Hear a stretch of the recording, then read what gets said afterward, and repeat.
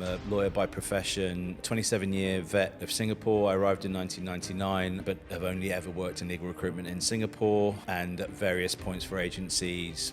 Myself for 11 years. My wife got the opportunity to come to Singapore. We got married in September 1998, literally 3 months later, Bang. We were here. The first thing I did was try and go and make a community at the cricket club. I wasn't in love enough with the law to want to re-qualify here. So I took the opportunity to do something different. I fell into recruitment, or recruitment found me 27 years ago, and I didn't think I'd be in recruitment for 27 years, almost by accident rather than by design. I'd had a little flirtation with recruitment in London, during a summer. I'd worked with Robert Walters, I think trawling through, in those days, in the mid-90s, the newspapers, looking at, who'd graduated as an accountant and getting on the phone basically and saying, this is who we are, can we put you on a database? I got to wear a suit every day and it felt like a proper job. You've got an office full of killers, female killers. You're the only man in the office.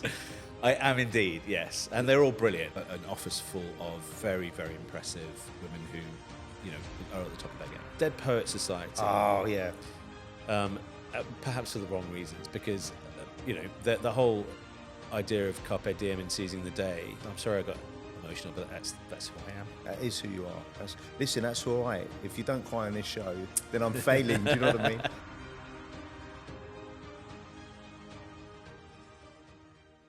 Ash, good morning. Good morning, how are you? I'm great, man. How you doing? Good, thank you. When did I last see you? 2 days ago in the office? Yeah, yesterday. We work on the same floor, for those of you that don't know. So can you give a quick intro as to who you are before we turn back the pages of time and unpack your wonderful career?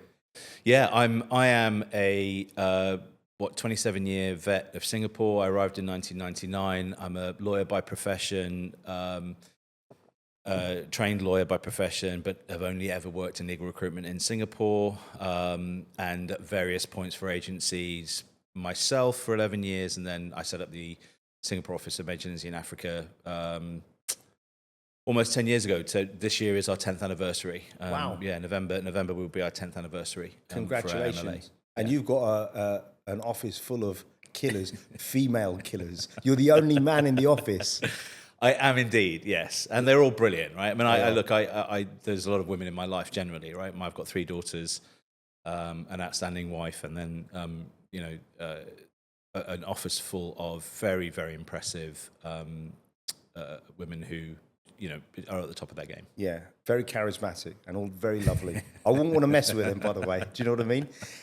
Now, before we go back to your childhood, because I want to start there, but people have got to immediately think, how does a guy go from being a lawyer, never having practiced, to becoming a legal recruiter? Because I always say people fall into recruitment. It finds you. You don't find it.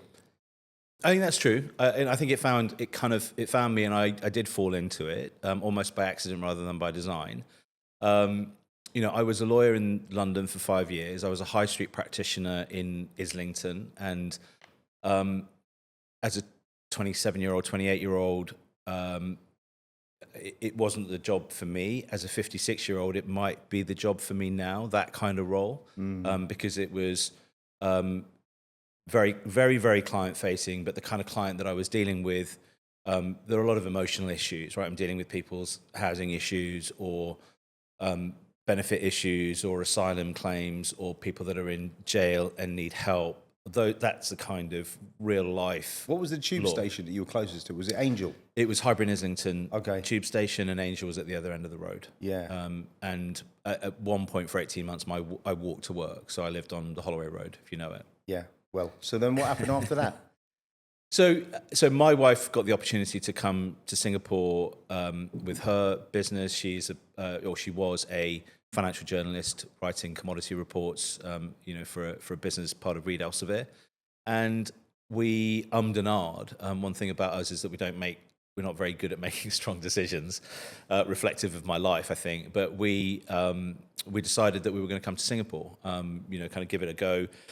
Had you guys been out before? Or? No. So again, she was in publishing, and they don't give her a look-see, right? So it was kind of, you're either going or you're not. And so we got married in September 1998, and by January the 4th, 1999, literally 3 months later, Bang. We were here. Wow. And I remember it vividly because we stayed at on Scots Road in the old Ascot service apartments, and it rained. It was basically raining, and I think my wife and I looked at each other and went, what have we done here? Why are we here? Yeah. And she went straight into work, and I didn't have a job, and I became a tourist for a little while. Virtually the first thing I did was try and go and make a community at the cricket club, and try and make friends at the cricket club, and try and join the cricket club, which was great for me, because I'm not the best cricketer in the world, but I was good enough, and that's been central to my life in Singapore and central to my community. Yeah. But it's also where I met our first boss in Singapore, and Is that how it came about? So you met Shakti exactly. there? I met Shakti there. Wow. I was introduced to her because she was playing netball there, and I didn't know that, Yeah. So I met her there, and I hadn't even.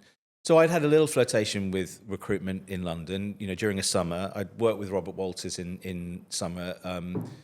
Essentially, I think trawling through, in those days, in the mid-90s, the newspapers, looking at who'd graduated as an accountant, and getting on the phone basically and saying, "This is who we are. Can we put you on a database?" It was that kind of basic. Yeah. And it was in Covent Garden, right? So Yeah. and I got to wear a suit every day, and it felt like a proper job, right? In between studying and my profession, finishing, graduating university and doing my professional exams. And you probably would have enjoyed just being based in Covent Garden. Just being based in Covent right? Garden, it was fantastic, right? And I got to wear proper shoes and a suit and a tie, and, and I loved that suit. And where did you buy it from? I bought it from a shop in Leicester called Christopher Scotney, and you remember? And it was a kind of dark green, brown. That was the Prince of style. Wales That was the check. style back then. Magnificent. I love that suit. It was just so well made. Yeah. Anyway, and a pair of proper brogues, and like churches possibly, or something. I can't remember what it was. Love it. And I enjoyed it. I enjoyed that time. I carried on to finish my professional exams, qualify as a solicitor, and then when we got to Singapore, that was an option. I didn't want to make it the option, but so I did explore the idea of law. The way that law works in the UK is ever so slightly different to how it works in Singapore, or at least the kind of stuff that I was doing in the UK, and that's a very domestic market here. And I, quite frankly, Paul, I wasn't in love enough with the law, to want to requalify here, to want to work, start again. So I took the opportunity to do something different, right? I took the opportunity to think about other things. I was not yet 30, and there was a good opportunity for me to go and do something else. And, my wife was working, and we had a kind of very small expat package and stuff. So, and Shakti saw potential. Yeah. So a lot of people won't know that I've known you since 2001, roughly, thereabouts, because that's when I moved here. Yeah. And so I joined an organisation that you initially had worked for, and I saw your name over everything, because I didn't know this, but I was taking over the legal desk. Right. And there was no one there. But your name was everywhere. And I can't remember when I first met you, but then we became friends very quickly. And I've got to thank you, because you made me feel good. It was a tumultuous time, because I lost my job at the end of 2001 because there was 9/11. Yeah. And then there was SARS. And then kindness is something that, to me is often overlooked, but it resonated with me. So I'm really grateful for that. And then the funny thing is, the story is that Kush, who was my ex-business partner, a dear friend of mine, we all worked at the same company, but you weren't there at the time. He used to tell me, because he's from Leicester, Paul, there was this guy who was an Asian guy. He was the first head boy at the grammar school Kush got into. And I said, how the hell did you get into a grammar school? Taking the piss out of him. But he'd mentioned you about 3 or 4 times, not knowing who you were. I didn't know who you were. And I don't know, it came up years later that you didn't know that you knew each other, went to the same school, right? No, because he was in my brother's year, so he was 2 years younger than me. Yeah. I didn't know. So you'd known Kush for years. Many years, until Yeah. we connected the dots. Yeah. That's amazing. Yeah. So take us back. So you grew up in Leicester, to a family of doctors. Yeah. So I'll take you one step back from that. So my, I'm a Ugandan Asian, right? So my family, my father was born in Uganda, of Indian parents. My mother was born in at Bombay, and they met at medical school. And they met at medical school. They got married. Dad got on a flight like a day later or 2 days later. Went back and set up a practice in Africa and Uganda, and put Mum on a boat. And 6 weeks later, or whatever, however long it was, Mum ends up in Kenya and then overland to Uganda. Wow. And we lived a great life. I think I was born in 1969, and in 1972 we were refugees. Right, we arrived in the UK as political refugees, asylum seekers, and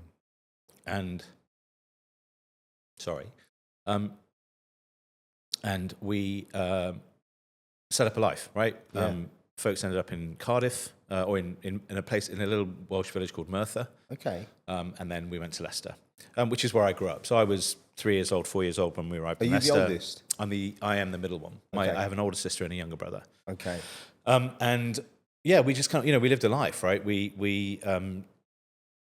were very fortunate. Mum and Dad were doctors, and then that kind of took us into, we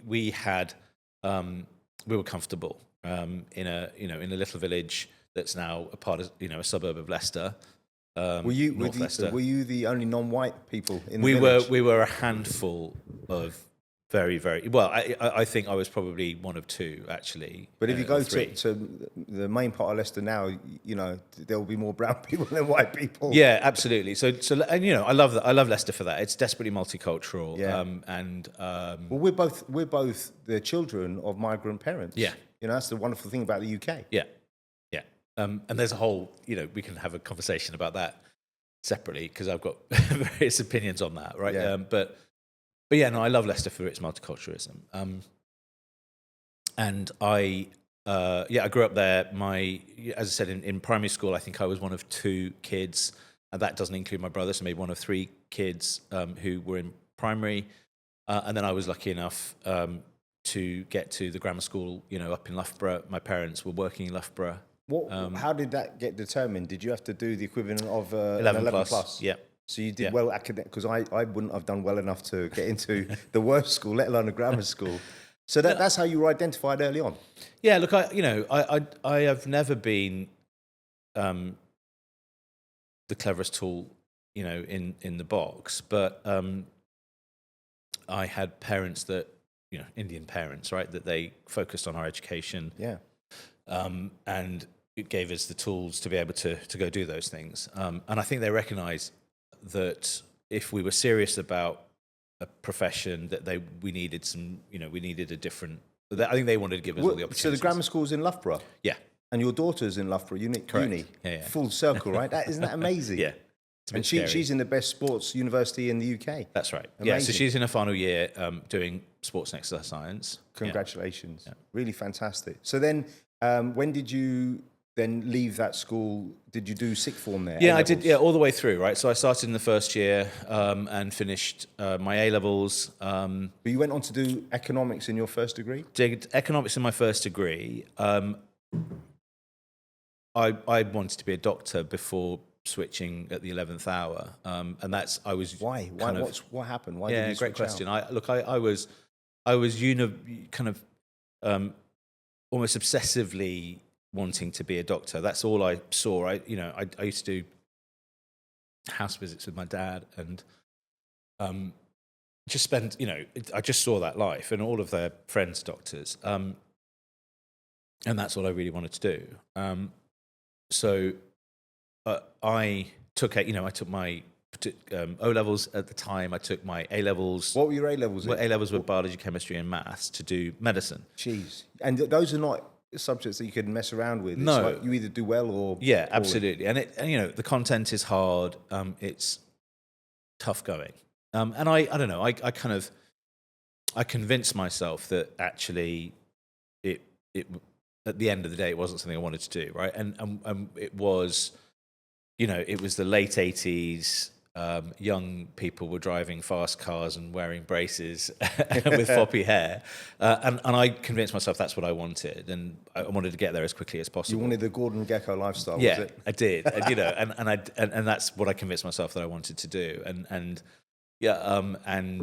I thought the quickest way to do that was a degree in economics. All my mates were doing doing economics or business studies, and they were all trading in penny stocks and things like that. And so I thought, okay, that's what I'll go do. And did you speak to your parents about it? I did. Yeah, we had. Yeah, absolutely, right. And being from an immigrant family, I think their worldview was, well, I don't really understand what a degree in economics does for you. I don't understand where that takes you.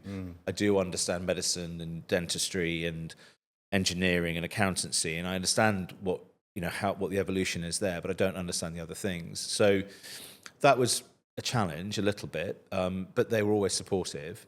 Wonderful. Always supportive. And I went on to York University to do a degree in economics. Loved my time at York. Didn't work particularly hard, unfortunately.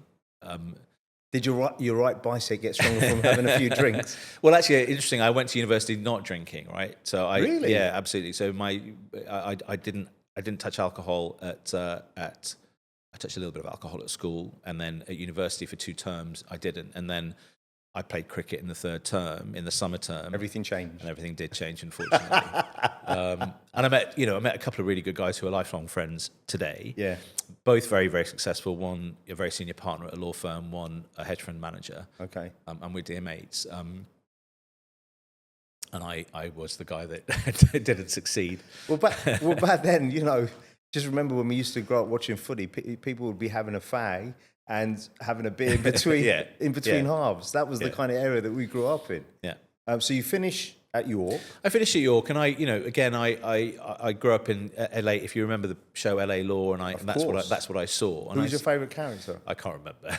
Amanda Donoghue was mine, or the character that she plays. I just thought she was brilliant. Do you remember? I do remember English her. actress. She was punchy. Yeah. Jimmy Smits. You're bringing back memories now. Do you remember Jimmy Smits? I do remember Jimmy Smits. I remember him in NYPD. He was good. NYPD, and then what's the latest thing? Is it the? It's the comedy show. He's a cop. I haven't seen it. He's got a moustache and stuff. Is it that one? But the other one with the biker gang. What's that one called? Yeah. It'll come back to me. Anyway, so I chose law, and again, I think that was a conversation that I had to have with my parents, because again, of course, they knew what lawyers were, but I think again, my father was kind of, well, what about accountancy, right? If you're not going to do medicine or engineering or dentistry, well, what about accountancy? Because economics takes you that route. And I was fairly money motivated, and I saw the starting salaries that lawyers earn in the city, and I went, that's what I want to go do. The mistake that I made is not doing my research, and that's something that I've taken with me. That's the advice that I give candidates when they're talking about roles. I give clients when they're talking about wanting to open new offices in Singapore or wherever.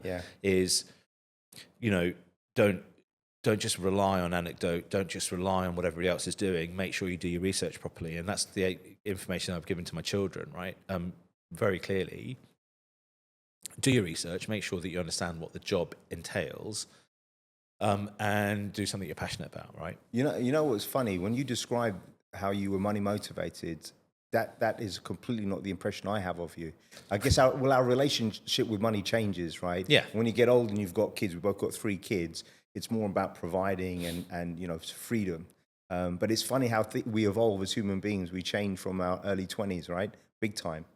Yeah, look, I can't pretend that I'm not still money motivated, right? I think we all are. Of course. But money has a different meaning to me today than it did, then. And I think my definitions of success have changed dramatically. What was your parents' definition of success before you, finished university? Well, I think my parents' definition of success has always been happiness and wow, a contented family life. Lovely, right? Lovely. And I think that's what a lot of Indian parents want for their kids. Yeah. It's what a lot of parents want for their kids, right? Not exclusive to Indian parents. Certainly mine did. Because my parents were not flashy at all. So that was their definition of success for me. But a lot of Indian parents, because I grew up, a lot of my friends were South Asian. It was very measured, education and stability. And I struggled because my mum was very conservative in terms of when I wanted to set up my own company or do anything that was audacious, she would always steer me towards the safer path. Yeah. I'm guessing that's kind of what you little had bit as well. Yeah, a little bit actually. But when I did set up my own business, I think when I did set up my own business, they asked the questions, "Are you sure about that?" And then when I chose to come out of my own business and go back into a big organization, they asked the same question, right? My mother asked the same question: Are you 100% sure that's what you want to do? Why don't you want to carry on doing your own thing? Yeah. So they were great questions. Yeah. But just coming back to that definition of success, Mum's, my parents' definition of success was that. And you're absolutely right that actually Asian parents, Indian parents particularly, I think, there are metrics by which they measure what is going to be, what is going to make you happy and what's going to make you content, right? Yeah. So, finding a suitable life partner, being comfortable with money, which is going to mean that you're not going to have to argue about money and worry about money, right? But in order to not worry about money, the safe way to do that is education, profession, because that's just that. Then the money comes along. So that was their definition, very much so, and it it stays their definition, honestly, and it's become my definition. I'll tell you a funny anecdote. Years ago, I had a meeting with a CEO. I was 27, 28, of a major private bank, and I later found out he's a lovely man. And the head of HR and HR director said, "We want to introduce you. We want to suggest that you're going to be our number one guy." I said, "Great." And he looked at me and he looked me up and down. He said, "You're very young." I said, "Thank you." He goes, "It's not a compliment." I said, "Of course it is. I'm 27 or 28. I'm sat here in the room with a CEO. So thank you." And he said, "I'm going to ask you one question. And if you don't answer it well, that's it. It's the end of the meeting. We're not working together." And I said, "Okay, cool. But if I answer it well, do I get my retainer?" He goes, "Shoot." So I go, "What is it?" And he goes, "What's your definition of success?" And I said, "That's easy. It's how high you bounce once you reach rock bottom, and you're pretty close with that idiot in heading Southeast Asia." And he started laughing. But it was just funny because I remember that, because at the time I thought, where did that come from? It came out of nowhere. All right, so go back. So when you look at your childhood, because I'm just curious, because I think our childhood never really leaves us. Yeah. And I know sports is something that's central to you and to me. What did you fall in love with? Was it beyond cricket? So I fell in love with football. Okay. Who did you Originally, support? I'm a Nottingham Forest fan. Okay. And I fell in love with football because I didn't know what rugby was at that time. And I arrived at my primary school, as a 5 or 6 year old, and didn't know what football was. And I arrived as the Indian kid and sat next to a guy, I think his name was Chris. I'm not sure what his surname was, can't remember. And the first question he asked me was, "What football team do you support?" I'm like, "I don't even know what football is." And so I went, "Well, look, we're in Leicester. I'll support Leicester." He said, "No, you can't support Leicester. You've got to support Nottingham Forest," because it was 1975, probably, and Nottingham Forest had just retained Brian Clough. Yeah. And they were about to embark on this mega journey of winning, I think one league title, maybe 2 league titles, and 2 European Cups back to back. It was pretty epic. Epic, right? So that's who I chose. And I had a journey with Forest. And talk to my mother, right? I was obsessed with Forest. I had to, and I actually wrote a letter to Brian Clough. No way. I did, because I thought I was quite a good goalkeeper at the time, right? And I said, "Look, dear Mr. Clough, will you? I'm a massive fan. Can I come and train with the boys? I'd love for a trial, please. Can I come and train with the lads?" And I got a letter back, actually. Wow. It was a typed letter, but it had a signature at the bottom of it. Now, I don't know if it was a stamped signature or if it was his signature. I don't know. Doesn't matter. You got a letter But back. I got a letter back. Amazing. And he basically said, "Look, can't let you train with the guys, but come, if ever you want to come and watch a training session, here's my secretary's details." Wow. Did you take him up on it? I didn't. No, I didn't. Oh, mate, you should have gone. And I don't know if I've still got that letter. I probably have somewhere, because I don't throw anything away. That's in the old days, people would write letters, and if you were lucky, they would write back. Yeah. I love that. Yeah. What a great story. So that's where my journey started. And I just loved football. I would do anything for football. Yeah. And then I went to the grammar school, and there was no football, right? We didn't do football. And in fact, just rugby. Yeah, it was just rugby. And I had a brilliant sports master who said, round ball games, the only round ball game that we play is cricket, right? And then they also then played hockey. but it was rugby in the winter terms and football and cricket in the summer By the terms. way, I want to touch upon that because people that aren't from the UK won't realise this. Quite often the sport that you play is something that either your parents fall in love with and then you're exposed to, and quite often the school that you go to. Because if the school's got a heritage in rugby, that's what you'll end up playing. Yeah, and we definitely had a heritage in rugby, right? The first team played in all white, right? Which is it's quite evocative, right? Yeah. That all white, that's where I want to get to. Okay. And I didn't know the first thing about rugby, but our first PE session or our first rugby session on a Wednesday afternoon at sports, you start in the bottom group because you don't know the first thing. Somebody recognises that you can catch and pass and you can run around a bit, and then quickly within the end of that session, you're promoted to the top group. And I fell in love with rugby, loved it, and played in our first team. Good man. All What the way position? through. I was a second row. Okay. Because I was this size. Yeah. All the way through. And actually, I love 14 or something. yeah. And back in those days, you didn't need to be. Every position didn't need to be massive, right? So you needed to have. But fat I've seen props pictures of you when you were younger. You had curly hair. Yeah, you look too cute to play rugby almost. Do you know what I mean? Yeah. No, I had hair, definitely. Quite a lot of it at one point. But no, look, I loved it. And then I fell in love with cricket around about the time I fell in love with football. Again, almost no choice really, because I had cousins, who fell in love with it. And I think my first memories were probably the 81 Ashes series, Ian Botham and Bob Willis. Okay. And that's something that I still do today. Love it. Well, Very think much. about it. It brought you into recruitment. It's given you this complete circle of friends, in how many, 27 years here, is it? Yeah, we arrived in 99. So this is I think we've just done 27 years. Yeah. And we're embarking on our 28th year in Singapore. It's crazy because when you think about, you can be gone out of Singapore for 6 months and literally you're looking and think that building's new or that's changed. Yeah. Right. And I'm trying to think when we first came, well, Marina Bay Sands, none of that, it's all reclaimed We used to play land. cricket out there. Did you? Yeah. It was part of, there was hawker centres, one end was I think there were 2 bowling alleys at either end, then hawker centres in the middle, and then a big patch of grass, and we used to play cricket out there. Mad. When you decided to throw your hat into the ring in recruitment, did you speak to mum and dad and were you met with resistance? You didn't? How long into the game before you called them? I honestly can't remember. It wasn't a decision I involved them in. I decided that was something. And if I'm brutally honest, I didn't think that it would last 27 years. We arrived in Singapore on a 2-year contract, and we didn't think we'd be here 27 years. And I fell into recruitment, or recruitment found me 27 years ago, and I didn't think I'd be in recruitment for 27 years. And at periods I've had a love-hate relationship with it. But I think we all have. Yeah, I think it does it to you. Well, it's killed, not literally, but figuratively, many of our friends that were in the industry. Yeah.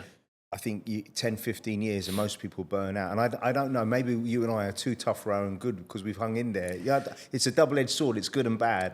I mean, you talked about resilience earlier, right? You did talk about how much you bounce back when you're at rock bottom. And I think resilience it's just an undervalued resource, right? It's an undervalued trait that somebody needs to develop. And I think I certainly have. And I think my kids have it. Well, one of the things, when we won't go there too much because you might start crying, but one of the things I admire most about you, we have a lot in common, but you're an amazing dad. The way that you talk about your kids and your wife, and it's something that you and I think we share because we are very much in love with our family. I'm very curious because you're an empty nester now. Yeah. What were the conversations you having with your girls about what they wanted to do? Because I'm going through that now. Where does it begin? Like, do you sit down and say, well, what do you want to do? And how does it unfold? I don't think it can begin too early, honestly. I think you have to Sorry, I think that's what I'm trying to say is that you don't want to put that in their mind too early, right? I think that actually limiting their options too early is not the right thing to do. I think that they need to do, as they're schooling, as they're going, through it, I think they need to... They're discovering, right? They're discovering, and they need to be open to everything, honestly. I think they need to understand, and, if they're all-rounders, then they just need to have all of those influences and all of those inputs. So I think limiting somebody and saying, what do you think you want to do too early is the wrong thing. So I would suggest that, when they turn 16 or 17 is when they need to start thinking a little bit more about what they're passionate about, what they think that they could do when they move forward. But I think it's got to be about what they're passionate about, what they see. Has to be. Because you have to get out of bed in the morning and go to work, essentially. Yeah. And if the old adage, if you do a job that you love, you never do a day's, work in your life, right? Yeah. So that's really the mantra upon which we've kind of operated. And each kid, as we know, like each child is very different. They've got their unique personalities. It's funny because you've still got that heritage with the UK. I'm not sure that I've had that with my family. Maybe because my mum and dad moved to Ireland. Yeah. And I feel more of a connection with Ireland in many ways. But the reality is the kids could move anywhere in the world. I mean, like we're in Singapore. Absolutely. Because my wife would like to follow the kids. I mean, she'd like to go and she'd probably stay in the same dorm room with them as well, or close by. That's how much she wants to be involved. But I said, you can't. They're gonna go in different directions, and we'll just have to get on a plane and go and see them. Yeah, I think that's true, and I think that's really hard to do, but you have to do it. Yeah. And so those are the discussions that my wife and I are having now. Is we are all about family. Family is really important to us, and how do we maintain that without being overbearing parents? Yeah.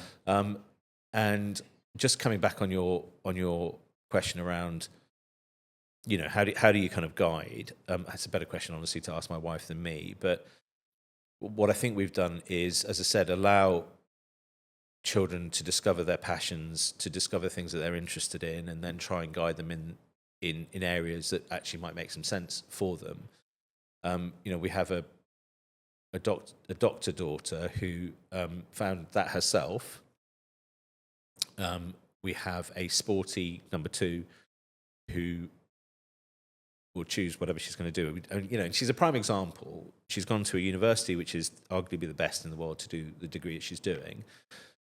Loves sport, but hasn't got a clue where that's going to take her. But she's developed. She's now beginning to think about where that can go, and what her passions are. And she's in the right place because she'll meet a lot of people, right? A lot of connections. Yeah, absolutely. And she, I think my wife and I understand where she should go, but we're trying to hold that back because she needs to discover that for herself. Yeah, for sure. And our third child has decided to go, and try and make it on the West End stage, and that's a passion. I love it. It's not. It's a little bit left field for us. It's a little bit alien for our background. Being conservative, university-going parents, but it's something that she needs to chase. Is she going the musical route or more the acting route? Musical theatre. Okay. Yeah. So it's West End and Broadway. It's amazing. It's. I don't know if I told you I wanted to be an actor. I wanted to be an actor and a boxer. These were the two key things. And what put me off my teacher, my theatre studies teacher, she said, "Paul, you're sure? You think you're good looking, but you're not. You can't sing a lick. You're an okay dancer." But what put me off was the amount of money. Because I became friends with quite a few actors that had gone through RADA and were working in the National Theatre, and they were on like something like £150 a week. Yeah. And the thing is, you would constantly be going for the next gig because you know that show would only run this long. And I always think it's a labour of love to begin with, and if you get very lucky, you make it. But wouldn't it be amazing? Absolutely, and labour of love is the right word, right? I mean, I think that you have to be 150% passionate in that job, particularly because it's a hard gig. It is. So that's what we've told her. But actually, I think that, as I said, it comes back to making sure you're 100% passionate about the thing that you do. You got to do it. I've actually had Kamil Huck, who set up the first acting theatre company here. Yeah. And I had a theatre director on, and it was just very interesting because their journey started when they were quite young. One fella ended up studying at NYU, and then he was directing plays off Broadway, and now he's got a gig here. And look, the reality is, if you're passionate and you can make a living, and because passion is sustainable, I think, you know what I mean. As long as you can make a living, and then the sky's the limit. That's why my son wants to become a film director, right? He wants to become a filmmaker. And a friend of mine said to me, "Why don't you put him into private banking with your network?" And I said, "Why would I do that?" And he kept talking to me like, "You're an idiot, Paul. You've got a great network." I said, "No, I'm not going to tell my son what to do. He's going to do what he wants to do, and I'm going to encourage him, because I think that's the natural order."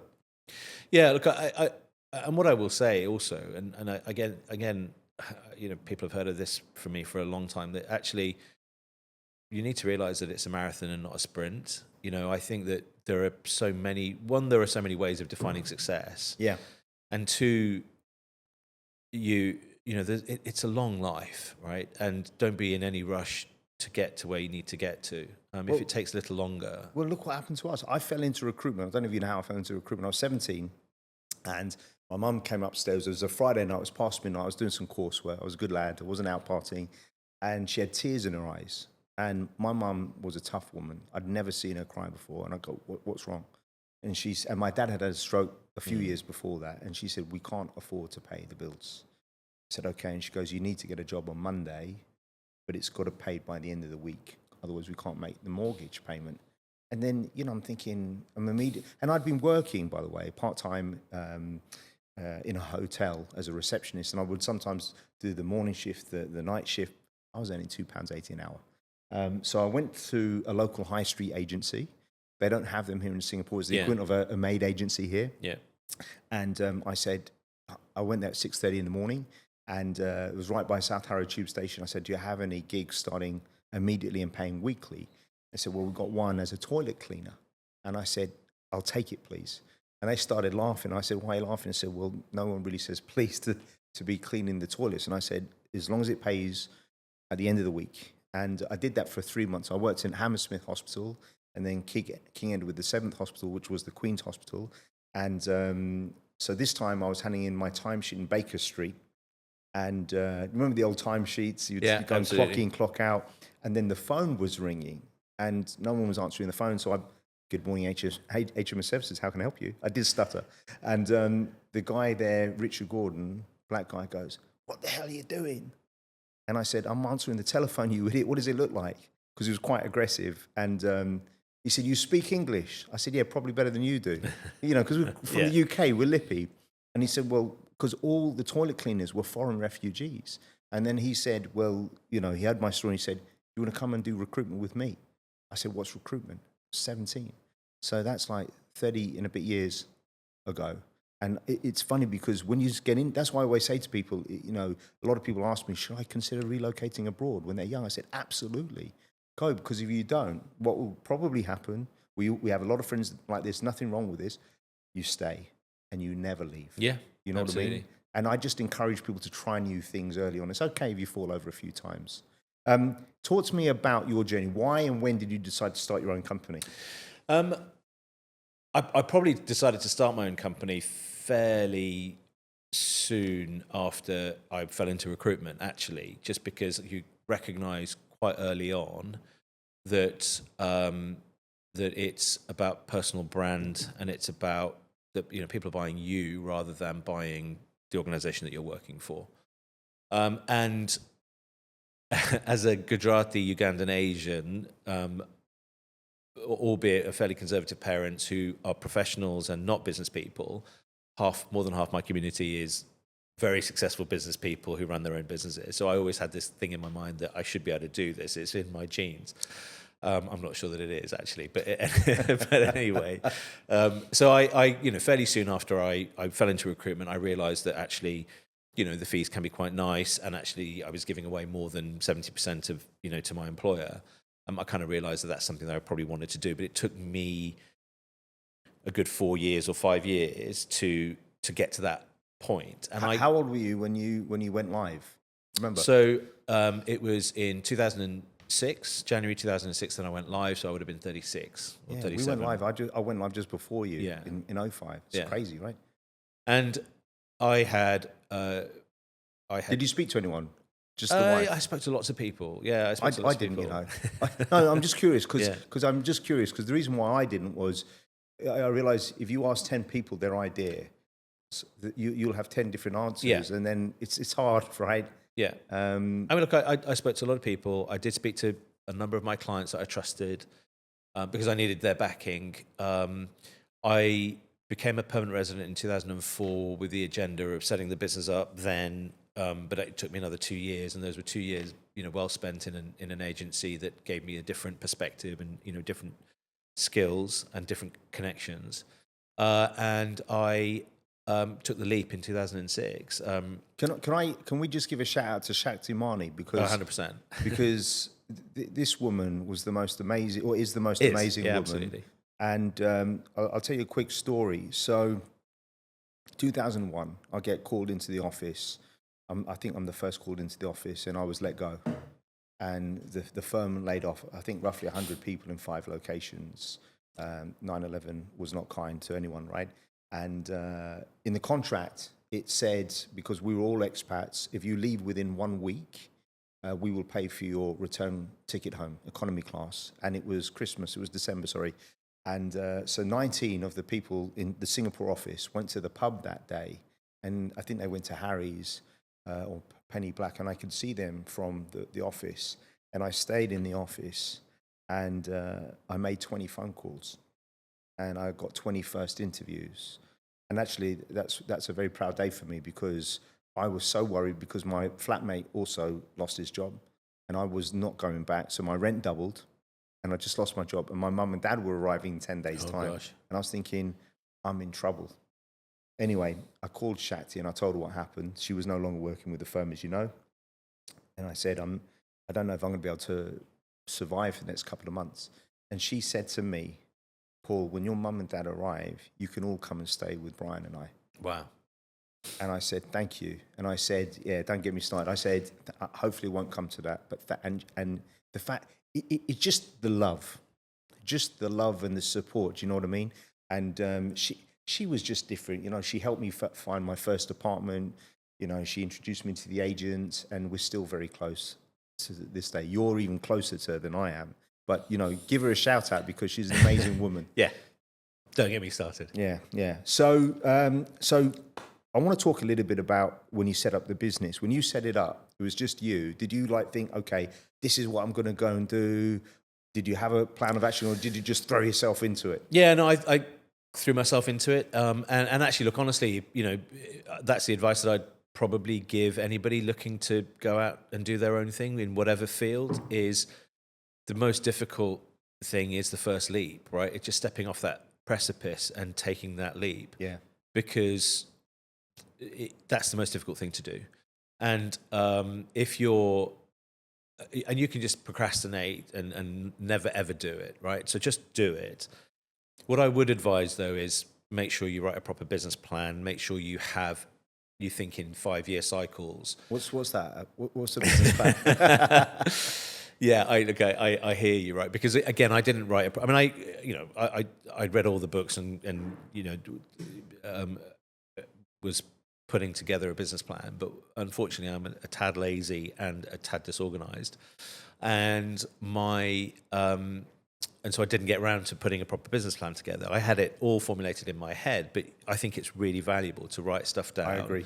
And have what you think a business is going to look like in 5 years, because I think then that helps every decision that you make. Yeah. Right? Every crossroads that you come to where there's no right or wrong answer, you can look at that problem and go, how does this get us closer to the 5-year plan? And then you can make the decision in that way. So that's the one thing I would advocate. But no, I dived in. And that's largely driven by a client wanting to retain me to do a piece of work. And honestly, if that hadn't been there, and if I hadn't taken that lead, I may well have just carried on doing what I was doing with the organisation I was doing it with. So yeah, just a big leap of faith to go in. One of the things that I admire tremendously about you, and I feel the same thing about my values, is longevity, right? Because you've been with your current organisation for a long time. You ran your business for 11 years, and I think a lot of the people that you work with, the relationships are effectively lifetime. Talk a little bit about that because it's overlooked. Look, I don't know. I think I'm not sure how to answer your question there, right? I do think that long-term relationships are crucial in everything. I value relationships. I'm very much relationship driven. I'd much rather sit and have a coffee with somebody or take somebody out for lunch rather than the phone. And my employer won't like me saying it, but I'm not a massive fan of the phone, but it is a crucial tool in our industry. Of course. But I do like a relationship. And I just think that embeds you in a market, embeds you with people. I think it gains trust. And I think that's very much the difference between a long-term view. If you're playing the long game, particularly at more senior levels, it just helps you gain somebody's trust. And I would much rather be the trusted advisor. I'd much rather be the consultative, strategic recruiter who thinks of problems, as a consultant rather than as a salesperson. I guess what I'm leading to is that you're not a transactional recruiter. I think we all have to be transactional recruiters. I think that there is. But you're not thinking about a transaction and then it's one and done. You're no, trying to develop I never the business. Have. Yeah, I honestly I never have, and I think that was one of the challenges I faced when I first started in recruitment. In the organisation that I started with, was that actually it just felt super transactional. Even if it was aiming to be really high end, it was super transactional, and there was no currency on the relationship. Well said. And I just needed to be. I needed that relationship. I needed to. My ambition very much was that. My idea was actually this is all about making sure that you are trusted advisor status, either with the client or with the candidate, and often with both. You need to be your candidate's therapist, and you need to be your client's kind of business consultant, right? Business partner. Very true. Very true. What does excellence look like for you in executive search? And what differentiates a good or a great recruitment consultant from an average one? And unfortunately, excellence, I think, has to look like fee income. I mean, I don't think you can separate it from fee income. So I think, making decent fee income. But for me, excellence is making decent fee income in an ethical and strategic manner. Right? I love that. And I think that because I have to live with myself, and in Singapore I have to live in a market where I might see somebody at cold storage who I may have placed, right? Yeah. So excellence is the right fit, client and candidate, and improving somebody's life on both sides of the fence. So from a candidate's perspective, however they view improvement, whether they view improvement in terms of more money on the table, whether they view improvement as more balance, a better platform to move on from, whether more opportunity, whatever their definition of success is, making sure that fits. I've made that fit happen, and that they are. I would love for people to be in jobs for long term. That's absolutely key, right? Yeah. So, for me, it's important that we do that properly rather than do it and run away, because just it can't happen. What advice would you give to young recruiters in terms of honing their craft and improving their game? So I think young recruiters need to listen more and talk less. I think that we don't sell products, we sell solutions, and you don't know what the solutions are until you've heard what the client's problems are. So I think you need to do that first and foremost. Again, I hate to say it, but you have to be on the phone. I think that AI is great. I think LinkedIn is fantastic. I think that WhatsApp is a great tool, but I think that there's no way that you're going to build trust if you can't have a proper conversation, preferably face-to-face, if not over the phone or on Teams, where somebody can look you in the eye and understand the tone of your voice and understand the depth of your market knowledge. I think building market knowledge is crucial, right? I think you do need to be the expert in the room, and you need to learn how to bring enough information and worth to a conversation that the person you're talking to gets as much from you as you're wanting to get from them. Yeah. And those are things that you learn as you do more. And I think do things for the right reasons. I don't know if I can swear on the podcast, course but, you can, yeah. but don't be a dick, essentially. I think that's really I've important. got a no dickhead policy, and I always joke, I said, that's really difficult in my industry. Yeah. I'll tell you another funny story. So when I arrived in Singapore, after about 2 weeks, when I was trying to work out, what am I doing, legal recruitment, there was not a lot of guidance. And I met a candidate, and I said, I didn't even know the difference between in-house and practice. I knew nothing, and no one was teaching me. And I said, is there any kind of forum where people meet together, and this person said, oh, there's an in-house gathering. I said, okay, what is it? How does that work? And, once a month or once a quarter, whatever it was. And it was on top of Muddy Murphy's. And I'd been in Singapore 2 weeks, and I go up there and I'm meeting everyone, and I give out 2 boxes of cards. And the general counsel of FedEx pulls me to the side. He said, look, really appreciate you being here, Paul, but you're not a lawyer. You're not in-house. What the hell are you doing here? So I said, I'm a legal recruiter, boom, boom, boom. And I said, I've been here for 2 weeks and just trying to get to know each other. And he could see I was young. He said, look, I admire your gusto. You need to get the fuck out of here. And I said, I tell you what, let me finish my beer, and can you give me the name list? And he goes, will that get you out of here? I said, yeah. And I said, there's my card. If I may, I'll call you on Monday. I left. And I called him on Monday, and he said, I've got some potential work for you.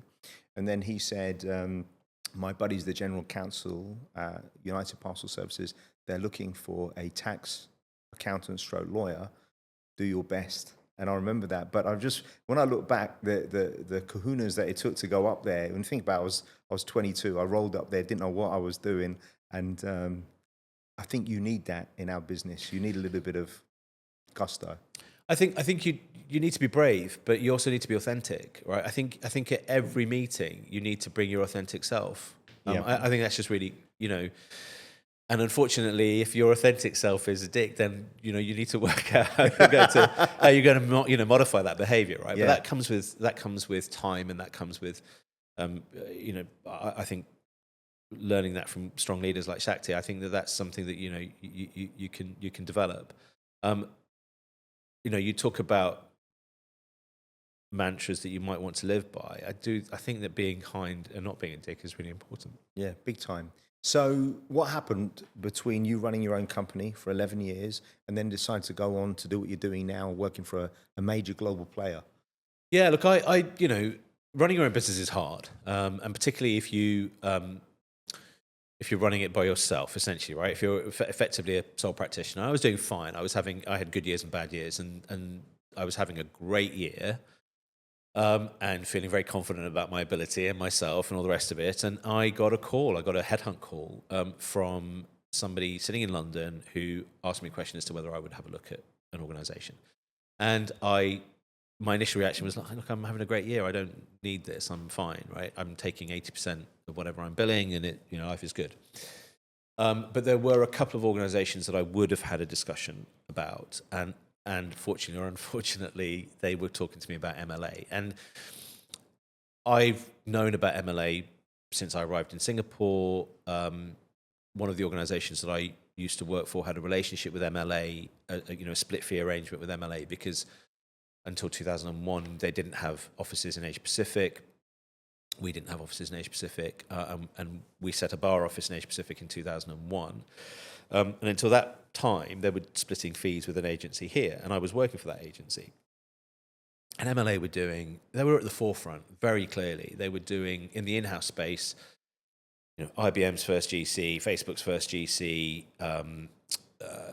perhaps not IBM's first GC, but definitely Facebook's first GC. But these big deals, and I think Motorola's first, general counsel for Asia Pacific, all of that kind of stuff. And I got a real sense of who they were. And I had a flirtation with them in 2006 when we were thinking about not setting up my own business and leaving, or 2005 maybe, and leaving and potentially moving back to London, and they were about to open in London. So I got a call about these guys, and I took the call, I took the meeting, and it took us a year took me a year actually, not them. It took me a year to make a decision about this and decide that it was something that I would regret not doing. So that's the decision that I made, is that if I don't do this, I'll regret not doing this. Interesting. And I can always go back and do my own thing. That's always going to be there. And so that's the decision I made. And then I guess from a personal perspective, I had kids at fairly sensitive stages at school. I needed to, I think, bring a bit more stability into our, into the earnings a little bit, because again, being a sole practitioner, it can sometimes be feast and famine. And when you're feasting, it's fantastic, but when it's famine, it's really tough. Yeah. So I just took that leap at that point, and I had no regrets about doing it. Good for you. Yeah. And when you look at lawyers, right, and because the area I specialize in, private banking, the risk of moving is a big concern. It's stability, right, and we've got a great track record in that. Just over 96% of the people we've ever placed, believe it or not, are still working where we placed them. Great. And it could mean that we're not placing enough people, but it's also because a lot of the banks are consolidated, so there are less options. But what I try to do is help people do some real due diligence and understand, well, look, if you stay, what does that potentially look like? Do you have a godmother or godfather, multiple champions? What are you trying to work towards, and is that real or not real? But when you're moving senior lawyers and partners, it's similar. There is so much because they're thinking about their client Rolodex, the ecosystem they're trying to build. What do you find are the biggest challenges when you're moving some big ticket partners? I think that the biggest challenge that partners face when they're moving is the platform that they're potentially moving to, and whether it's the right platform for them, to use your words, whether it's the right ecosystem from which they're in a better position than they are now. There are two types of candidates, right? There's a candidate that's not happy with the position with the platform, and they're actively looking at doing something different, and they'll almost look at any platform. And then there's the candidate that actually is very happy on that platform, but if you present a better platform, then could they do even better on that platform? So that's the major challenge is finding. Making, or objectively coming to the table to candidates to say, I can see that this will be better for you.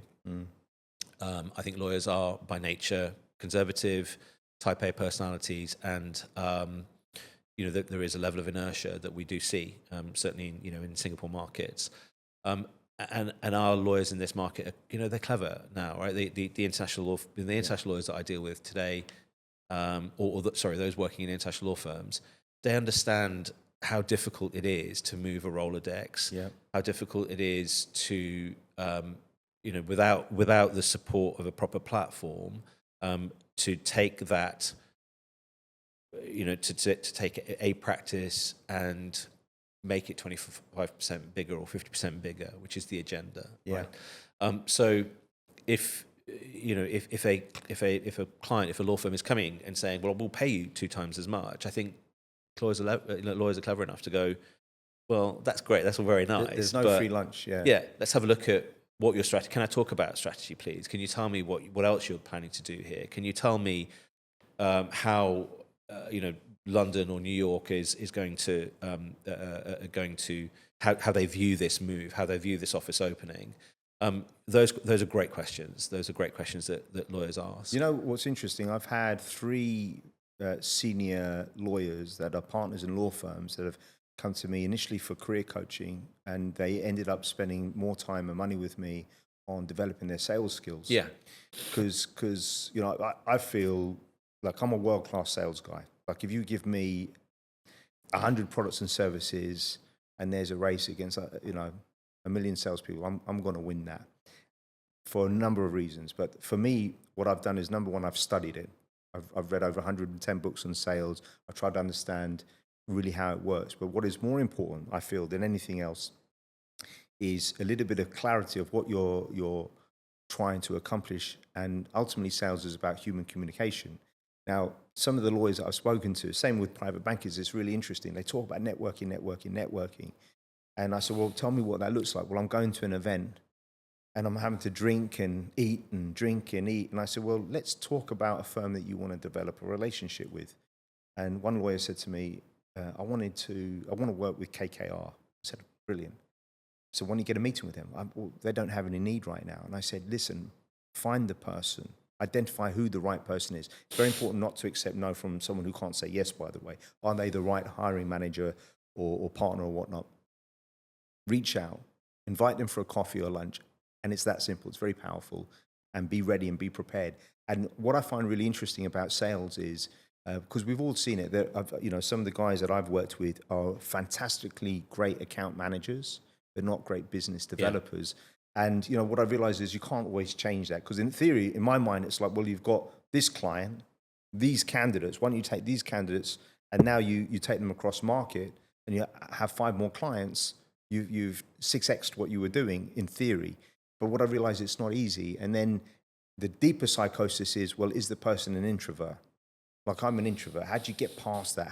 And your style of working is and I'm like this, very old school. It's like, meet someone for a coffee, meet someone for lunch. But I'm just curious, like, have you experienced a lot of sales training yourself in the firms that you've worked in or yourself? Because I find it's largely missing in a lot of recruitment companies. Yeah, no, I think the simple answer to that is no, I haven't. I think the first organization that we worked in, I think that's where most of my training came. Yeah. And look, I think it was, frankly, I think it was really, really good, right? I mean, if you remember, we had scripts and we had to, adhere to the scripts and make sure that, and what you learn to do is that you learn to modify those scripts, you learn to add bits, you learn to take bits away and bring your authentic self to the script that you're given. But actually that was valuable, seriously valuable for me, never having done a sales job in my life, to come to that and go, okay, this is actually what benefit selling kind of looks like a little bit. But no, all the other organizations that I've worked in, no, nothing. So for that company, I had a series of interviews, and then one of the owners of the company, I was on the phone, he said, we want to make you an offer. I said, cool, thanks. And I was dressed, it was 6:00 in the morning, I was in London, it was cold, and I was in my pinstripe suit with my shirt and tie, and my brother thought I was an idiot because he said, he can't see you. I said, yeah, but I feel different when I'm dressed up. If I'm here in my boxer shorts, it's not going to feel the same. And I still believe that, right? You've got to be ready. You've got to be shaved. You've got to be whatever makes you feel good. And I said, well, I want to fly out to Singapore. And he said, well, we don't fly people out. I said, what idiot would come and take a job with a bunch of people that he hasn't met? He said, well, you met these guys. I said, I haven't been to the office. So I said, look, fly me out.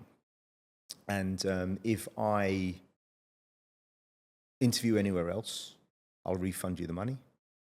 If you fly me out and you make me a job offer and I don't take the job, I'll pay back 50%. But if you fly me out and you offer me the job and I take the job, you pay for everything. And he said, well, I need to speak to my partner. I said, do you own the firm or not? He goes, yeah, all right. He goes, call Catherine and she'll make the arrangements. I've said, I've already booked the flights. I'll see you next Thursday and I'll send her the invoice. And then he said, do you always close that hard? I said, well, if you bring your wife along to Friday drinks, you can ask her. You know what I was like, the audacity, but he loved it. But what was interesting to me, going back to the objections, he said, one lunchtime, all right, hot shot, there you go, read that, come back and learn it all. And it was a lot. And then he did a few role plays with me. And I said, how did it go? And he said, it was okay. There was a lot to learn. And I said, quite frankly, it was quite elementary. In the company I work for, there are 56 objections and 117 rebuttals. And he said, really? I said, no, but I had you fooled. And that was the kind of banter. Yeah. But what I think goes hand in hand in recruitment training has to be, number one, there has to be the knowledge of the industry. That's everything is that. And then you have to have executive search recruitment training. So what I always teach guys is you have an objection. And most people go straight to the rebuttal. But the problem is the candidates or the clients already said no. They're already thinking no. So I said, when you get really good at your job, you can anticipate what the objection is and you can address it before it becomes an objection. And then I call that yes platform, because at that point, the guy's nodding his head like you are, and he's in somewhat of an agreement. And there are certain statements that you can make that in theory, they are right in the middle between right and wrong, and that 99% of the people you speak to will agree with. So I'll say to someone, I say, look, the dichotomy in private banking is that the CEO who's in the job today is unlikely to be in the job 5 years from now. Mm. So the challenge is reading the tea leaves beyond that. So let's unpack that in your current organization. And 9 times out of 10, they'll love that. Or rather than ask, what are your push factors that get someone's back up, you say, well, just out of curiosity, what have you been earmarked for? Which is a much softer question. And they'll say, you know what? I don't know. So have you spoken with your boss about what's next? Yeah, but it's a little bit, okay, well, a bit grey. Let's unpack that. And all of a sudden, now you're having a conversation. And the last thing I feel that a lot of salespeople fail to do is they don't share much of who they are, but they're asking 101 questions. You can't expect someone to share with you unless you shared a little bit of your soul. Yeah. And I just find, and I enjoy that, because I always think it's like, I was trying to teach my guys how to chat up girls. They said, Dad, taking a mick at me, they said, we have apps. I said, yeah, but so what you go into a date and you're going to ChatGPT, what should I say next? And she's going to the toilet. No, at some point you've got to interact. Do you know what I mean? I want to do some rapid fire questions for you, right? So when you look back at your career over the last few decades, what are some of the things that you're most proud of? I'm proud of, career-wise, I'm proud that I'm still doing this. Actually. Survived. Yeah, 27 years. Yeah. I'm proud of having done my own thing for 11 years. Very, very proud of that. You know, I think that I'm glad I took that leap, and it taught me a lot. You know, and it gave me, you know, the courage to go back and do that again at some point. Maybe, you know, if that's what I choose to do. You know, it is something that I'm very proud of. You know, I don't know, from a purely transactional perspective, we've changed some people's lives and made some big fees, right? So those are things that I'm quite proud of. If you were to start again in your 20s, what would you do differently if you were advising yourself? I would probably, if it was recruitment, I'd probably say do your own thing much earlier, right? Dive in with both feet much earlier. Don't be afraid to make mistakes, actually. You know, I was quite conservative as a young person and didn't, you know, the fear of failure was always there. Yeah. And I think people only learn by making mistakes.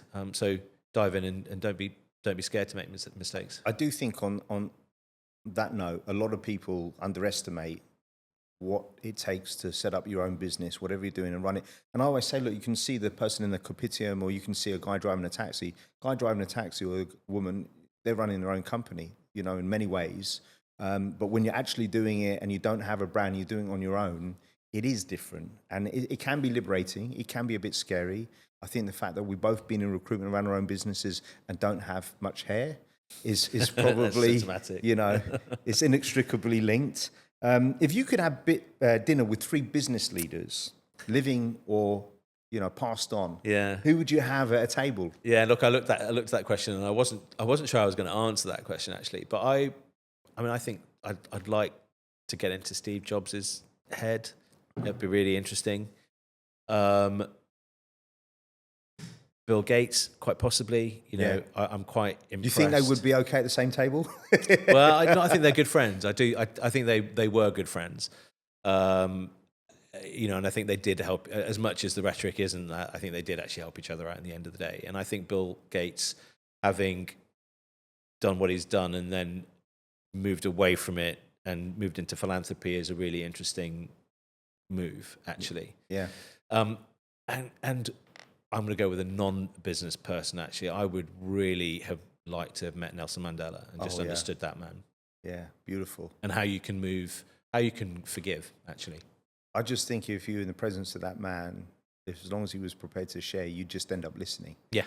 You just in awe. In fact, I did a podcast yesterday with one of the top 5, in my opinion, the best sports journalist in boxing and MMA yesterday. He's a Hall of Famer, and he's a bit of a geek. So he ended up teaching at the first Apple store in Nevada. And just because he's a geek, he wasn't doing it for the money. He ended up teaching people how to use all these devices. This is back in the day, because he was a big advocate of Apple over Microsoft. And it got to the point where there were like 500 people turning up. And then one day he saw Steve Jobs walk in and watched the whole thing, and kind of interviewed him afterwards. Why are you doing this? Do you think you're better than the marketing department? Do you think you know your product better than mine?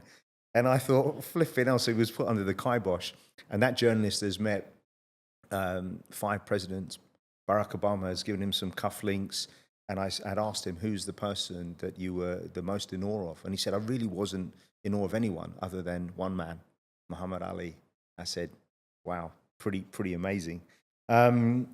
Leadership trait. What leadership trait has become more valuable over time to you how you run things and what you've observed in other leaders?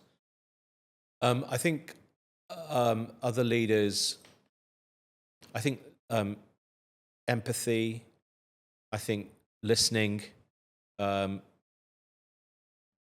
listening more and talking less, I think is equally important for a leader as it is for somebody who is trying to sale, to make a sale.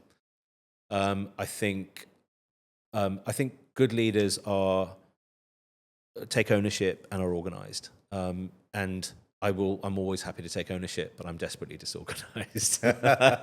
My crew, in Singapore, they'll tell you that I'm desperately disorganised, and I have nothing but the greatest respect for, a couple of my colleagues who are mothers and business leaders and very successful business leaders, and they do other things on the side as well, and they are incredible women, which I don't know how they do it. I love it. Misconception. What's the most common recruitment misconception that you see? That recruitment is easy, right? I've got a fantastic network. I know a lot of people. All I'm doing is matching this to that, and that's all I need to do, right? Yeah. Everybody thinks that recruitment is an easy gig. Particularly if you're coming from the client side and you're going onto the agency side, you think, well, actually, I know all. At least the client that I'm coming with, they'll use me.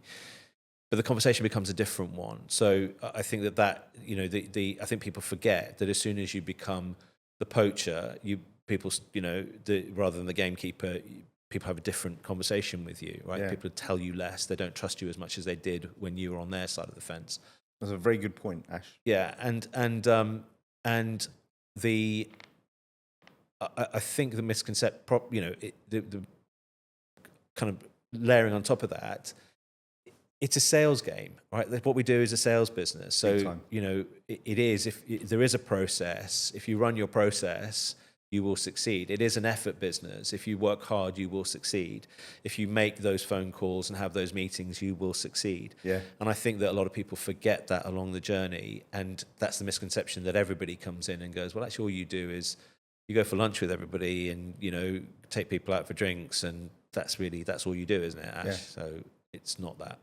It's so funny because that's the thing. People think they've got a Rolodex, but that disappears very quickly. Yeah, absolutely. And what I found is because, I'm sure you're the same. I work primarily with a select group of clients. So every time there's a search, it tends to be a slightly nuanced, new version of what they're looking for. It's not like, we're looking for the head of this. It's the exact same search each time.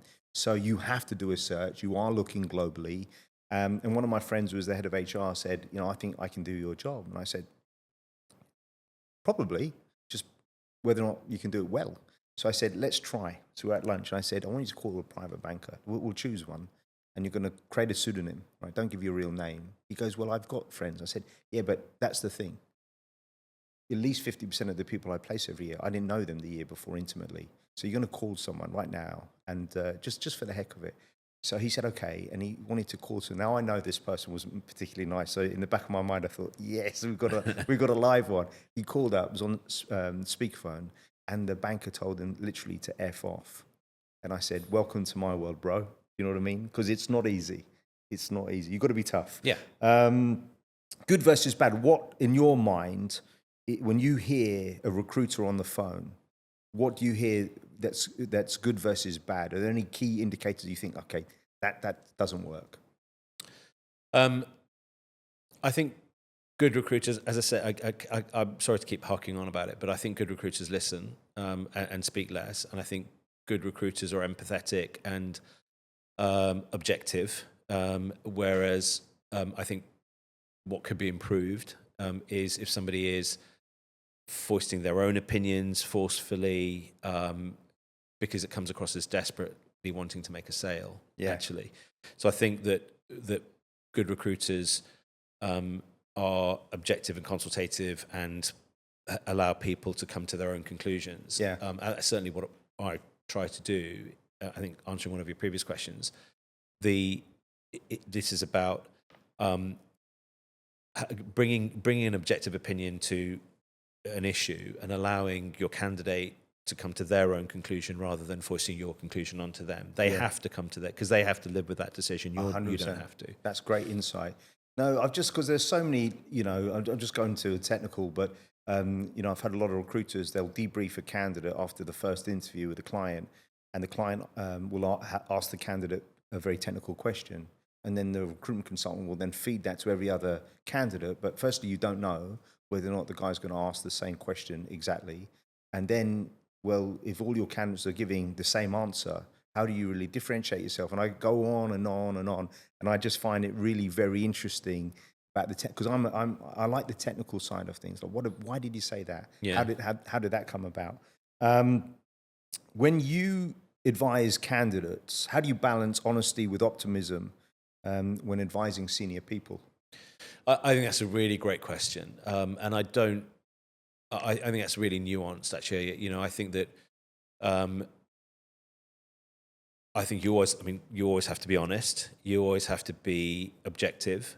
Or certainly, I always have to be honest. I have to live in this market, and I can't put people into a job where I know that there is a difficult hiring manager or a difficult line manager, or there is some history that I know that others don't.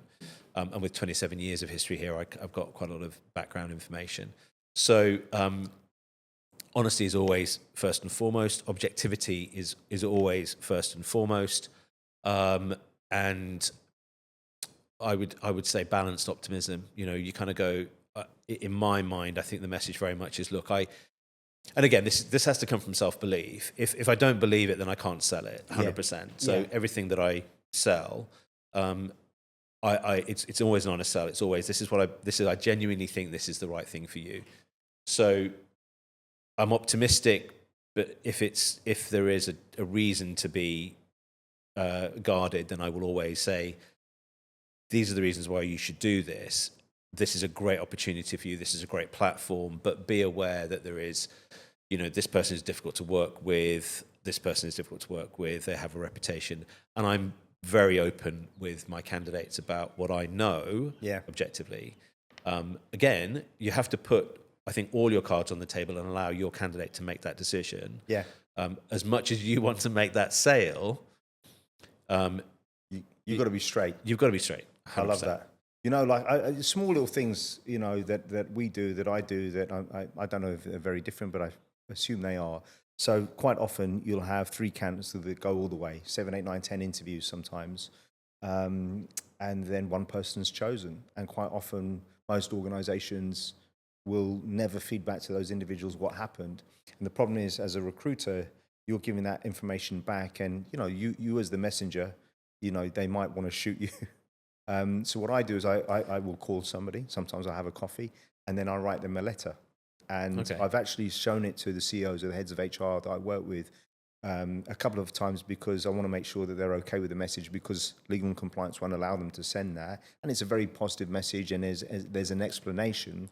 And I send it to them because they've got it on paper and they can go back to it, because you've invested. And I said, look, thank you for going on this ride with me. I'm sorry it hasn't worked out.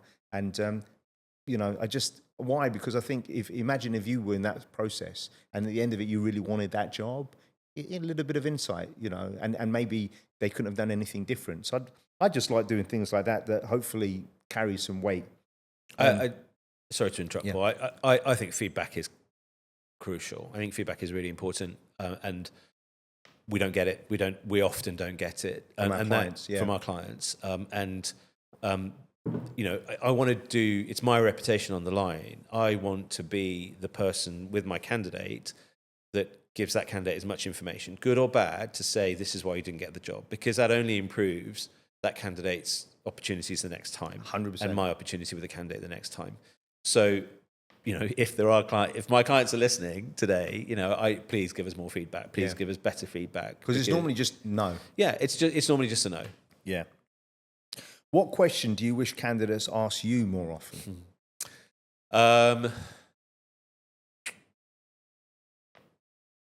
I don't know, actually. I'm not sure it's a question I can answer. Like yourself, I think I try and anticipate hurdles and questions before. I try and put as much information into that discussion as possible. I guess I'd wish they'd asked me earlier in the process about platform and personalities than they do. But again, I kind of offer that up. If I know something, I tend to offer that up.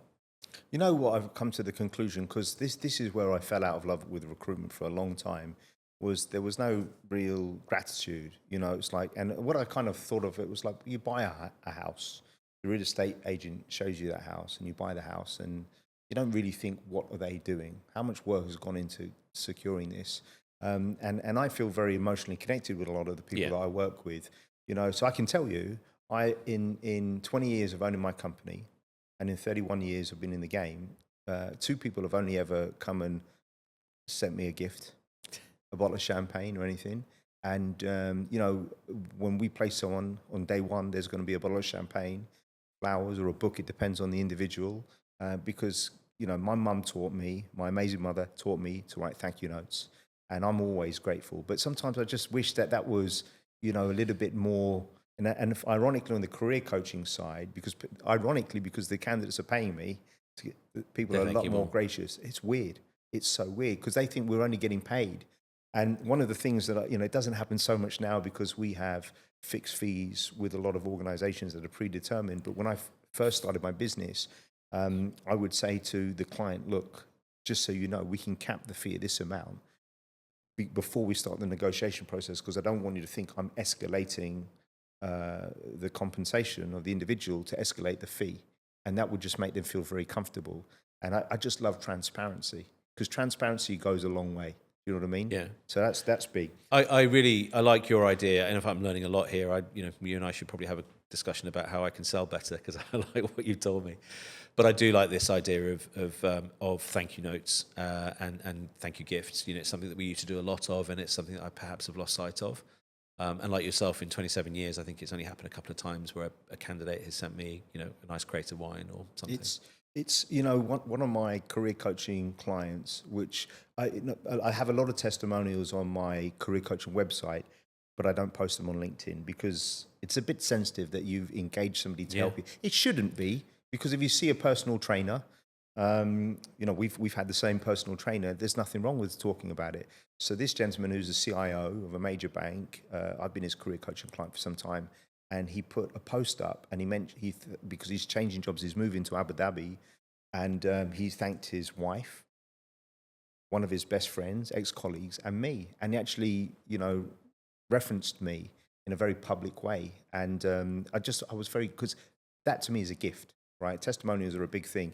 And by the way, some of the other techniques, I'll just touch upon this, that I'm really big on, and I train a lot of the salespeople I work with and the businesses that I work with, not just my staff, is getting referrals. I always say, what percentage of your business is from referrals? And I said, there is an entire science behind how and when to get referrals. The key is that the people have to trust you, they've got to respect you. Yeah. But how you ask for a referral, when you ask for a referral. So on average, I think I know because I measure it, but on average in the last 10 years, 46% of our placements, the candidates were sourced from a referral, right? That someone trusted somebody. So like, I've just placed a COO. I've known him for 20 years. But he'd left and gone to Europe, and we'd lost contact in the last 3-4 years. And a friend of his, who I'd called about the role, I asked him, look, can you think of anyone else if you're not open to relocating to Singapore? He said, actually, do you know this gentleman? I said, yeah, I've known him for 20 years. I said, I think he wants to come back to Singapore. And, you know, and that person that I'm working with, you know, I will make sure that I send him a nice bottle of wine, and just to thank him, because it goes a long way, right? Goes a long way. The last thing I wanted to share with you is this. So I always look at the employment contract of the individual, the candidate, where they're coming from, and then I draft their resignation letter. I often place and specialize in placing teams. So how do they leave without infringing their non-solicitation of client clause, of employee clause? Quite often the banks that I work with, their in-house counsel will not look at an external contract, which to me is bananas. Wow. So I will take them to my lawyers, and a very senior guy that worked for me one time got the hump because I said, why didn't you send them the draft version of the resignation letter? And then he said, the guy's got a bloody PhD from LSE in economics. I'm sure he can write his own letter. And I said, that's not the point. We're trying to make it easy for him. And also it's about candidate control and a relationship building process. So that individual had a 6-month contract, and I read his contract. I'm dyslexic. I wasn't very good at school, but it was clear to me that it was if he went to a direct competitor, 6 months, but if he didn't, we could get him out in a month. Went and took him to my lawyer. I paid for it, and we got him out in a month. And I think those things are invaluable, and it also protects the individual. And then I have a list of things that you shouldn't do if you're leaving, especially, if you are in a revenue generating role.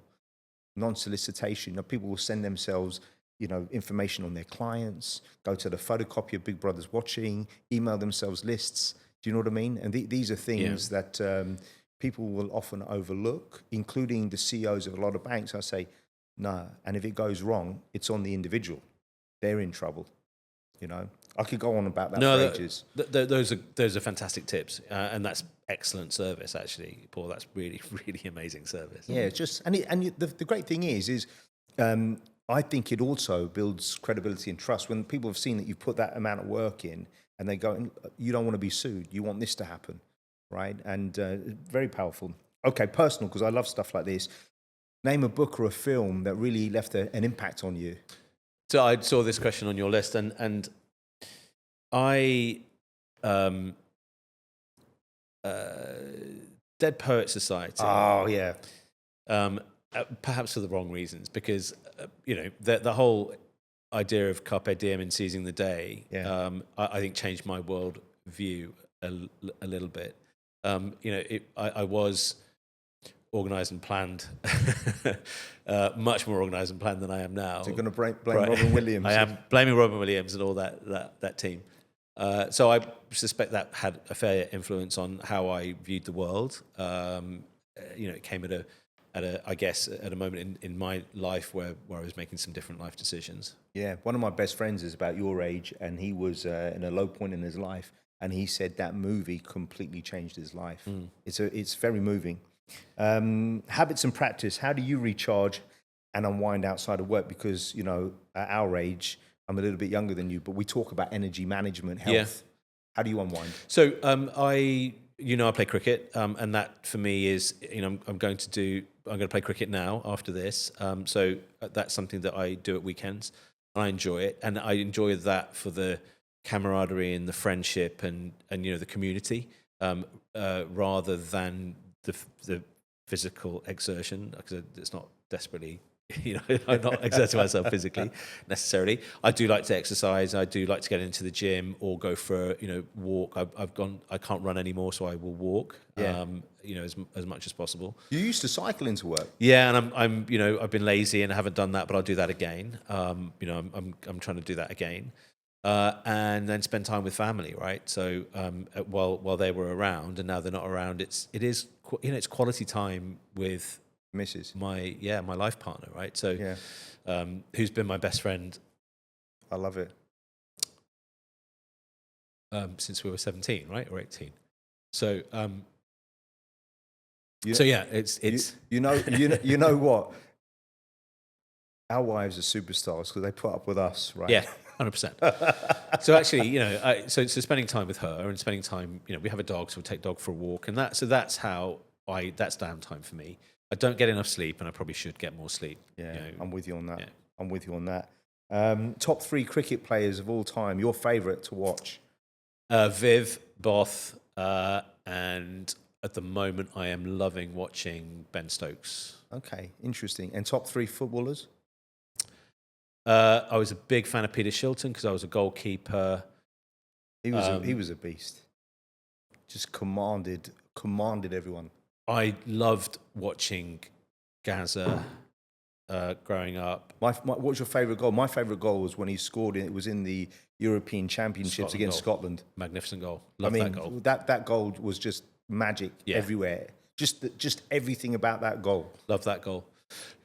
With Shilts, I'm going to go for the whole of that Nottingham Forest side, actually. But Shilts was a particular favourite of mine, and I love Gary Lineker because he's a man at Leicester. Yeah, but I love what he's become. Yeah, and the thing about Gary Lineker is, and that's why I love Roger Black because but Gary Lineker, good looking, well spoken, right? Yeah. Comes across really well. Yeah, he's not a thug. He was elite at what he did. so passionate. You know, I remember that World Cup when Gaza was having a breakdown. Yeah. And he was saying, "Look at Gaza, he's crying, he's going to lose it." And obviously, what he's done since. Yeah. You know, great man. Great empathy, strong values, a backbone. You know, you can agree with his views or not, but he has a backbone. Let's put it out there. We're going to use this to pull Gary Lineker into the podcast. I'm going to do it. Get him in there. You get him in there. What a great guy. Productivity hack or ritual that you use?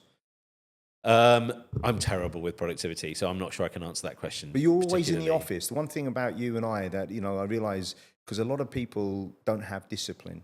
And just getting to work, getting to the office. My point is, during COVID, people didn't have to. When you work on your own, you don't have to. But I think turning up is a big thing, right?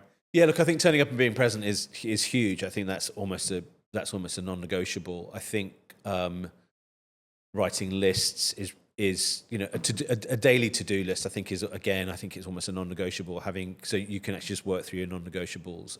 That you know you can work through your lists. I think that putting the phone away in a drawer and perhaps even locking it up improves productivity no end, right? It's kind of I love having access to the phone. I think it's a very productive tool. WhatsApp is very, very good, but actually it can be super distracting. Yeah. And we tend to look at, you know, LinkedIn and WhatsApp as we think we're working, but actually we're not. We're just basically, shuffling paper. Spot on. Yeah. One of our previous bosses, I think, talked about shuffling paper, and that is shuffling paper. Yeah. So I think putting that away in a lockable drawer and checking, you know, once an hour I think helps productivity a lot. I love that. I wish I could say those are the things that I do. But We're all working on these things. We always will be. Well, look, it's been an absolute pleasure. Thanks for sharing your story, and a lot of lessons learned. I've learned a lot from you, and I appreciate your friendship, man. Thank you, Paul. I thank you for giving me the opportunity to do this. I'm sorry I got emotional, but that's who I am. That is who you are. That's all right. If you don't cry on this show, then I'm failing. Do you know what I mean? Love you, bro. Thanks. Thank you, mate. Cheers. Cheers.